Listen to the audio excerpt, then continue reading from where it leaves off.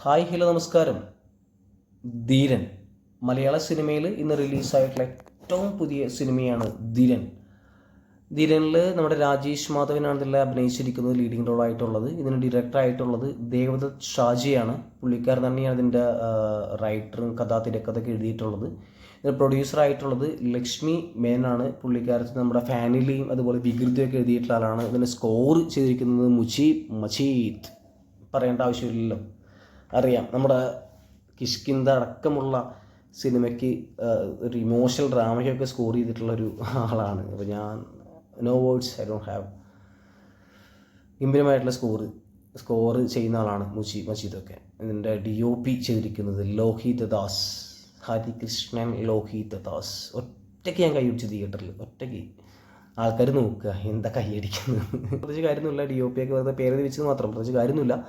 അപ്പോൾ സിനിമയിലേക്ക് വരുമ്പോൾ ഈ സിനിമ എന്ന് പറയുന്നത് കേരളത്തിൽ നിന്ന് തമിഴ്നാട്ടിലോട്ടുള്ളൊരു ജേണി, ഒരു ഡെഡ് ബോഡി, ഒരു ശവശരീരം എടുക്കാൻ വേണ്ടിയിട്ട് ലെജൻഡ്സ് ആയിട്ടുള്ള നമ്മുടെ അശോകൻ, ജഗദീഷ്, സുധീഷ്, മനോജ് കെ ജയൻ ഇവരൊക്കെ പോവാണ്. തമിഴ്നാട്ടിൽ നിന്ന് ഡെഡ് ബോഡി കൊണ്ട് ഇവർക്ക് തിരിച്ച് മലയാറ്റൂർക്ക് വരണം, കേരളത്തിലേക്ക് വരണം. ഈ ഒരു ട്രാവലിംഗ് ജേണിയാണ് ഈ സിനിമ പറയുന്നത്. ആ ജേണിയിൽ നമ്മുടെ രാജേഷ് മാധവൻ ഇതിൽ പുള്ളിക്കാരനാണ് അതിൽ ലീഡിങ് റോൾ ചെയ്യുന്നത്, ആക്ടറായിട്ടുള്ളത്. പക്ഷേ ആക്ടർ ആവാനുള്ള കപ്പാസിറ്റി ഇല്ലെന്നല്ല പറയുന്നത്. പക്ഷേ ഇങ്ങനെയുള്ള ക്യാരക്ടറൊന്നും ഒരിക്കലും രാജേഷ് മാധവന് കൊടുക്കരുത്. പുള്ളിക്കാരന് അതിനുള്ള പക്വതായിട്ടില്ല, സീരിയസ്ലി.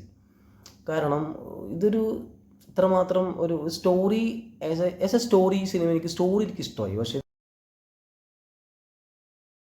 കാര്യങ്ങൾ പുള്ളിക്കാരൻ പറയാൻ ഉദ്ദേശിച്ചിട്ടുള്ള പരിപാടികളൊക്കെ ഭയങ്കരമായിട്ട് ബോറായിട്ട് എനിക്ക് ഫീൽ ചെയ്ത് പേഴ്സണലി. ഇതൊരു ബിലോ എവറേജ് പോലും എനിക്ക് പലപ്പോഴും മടിയാണ് പറയാൻ.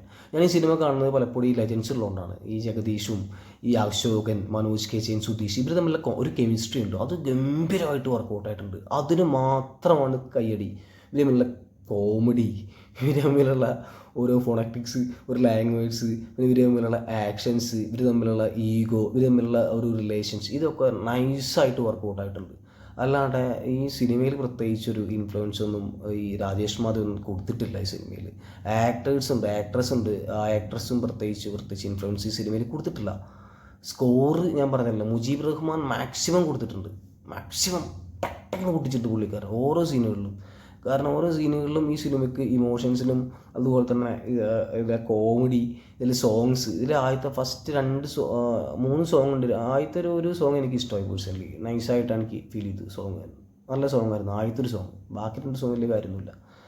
പിന്നെ ആക്ഷൻസ് ഒന്നും പ്രത്യേകിച്ചൊന്നും ഇല്ല. ഈ സിനിമയിൽ സ്റ്റോറി ലൈനും ഓക്കെയാണ്. പക്ഷേ അങ്ങനെ മേക്ക് ചെയ്തെടുക്കുമ്പോൾ ഞാൻ പല റിവ്യൂലും പറഞ്ഞിട്ടുണ്ട്, ഒരു നല്ല സ്ക്രിപ്റ്റ് കയ്യിലുണ്ടെങ്കിൽ നല്ല ഡയറക്ടറെ വെക്കുക, അതാണ് ഏറ്റവും നല്ലത്. കാരണം ചിലപ്പോൾ അദ്ദേഹത്തിൻ്റെ ആഗ്രഹമായിരിക്കാം, ഞാൻ ഇത് കുറ്റപ്പെടുത്തി പറയല്ല. നല്ല സ്ക്രിപ്റ്റുകളുണ്ടെങ്കിൽ നല്ല മേക്കേഴ്സിനെ കൊണ്ടുവന്നു കഴിഞ്ഞാൽ നിങ്ങളുടെ ഈ സിനിമ ഒന്നുകൂടി വിജയിക്കും. ഇത് എവിടെയല്ലാത്ത രീതിയിൽ ഈ സിനിമ മുന്നോട്ട് പോയി കഴിഞ്ഞാൽ ബുദ്ധിമുട്ടാണ്.